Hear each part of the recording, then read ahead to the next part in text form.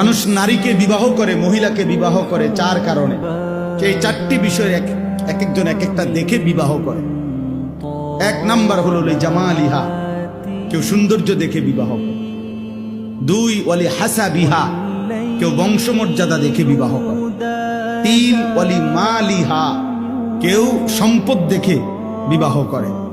চার, ওয়ালি দীনিহা, কেউ দিন দেখে বিবাহ করে। দিন, ঈমান, ইসলাম, পর্দা, নামাজ। আল্লাহ নবী সাল্লাল্লাহু আলাইহি সাল্লাম বলেন, ফাজফার বিজাতিদ দ্বীন, তুমি দিনকে প্রাধান্য দিও, দিনকে প্রাধান্য দিও।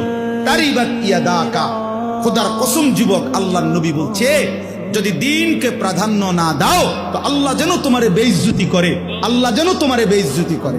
খুদ রাসূল বলছে, রাসূল রাহমাতুল লিল আলামিন নবী বলছে যে আল্লাহ যেন তোরে অপমান করে। কেন? দিনকে প্রাধান্য দিলেন এবং শেষ পর্যন্ত বেইজ্জতি হয়ই হয়।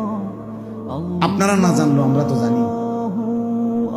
হাজারো মানুষের ব্যক্তি জীবনের চোখের পানি, একাকিত্ব জীবনের চোখের পানি তো আমরা দেখি, আমরা তো জানি।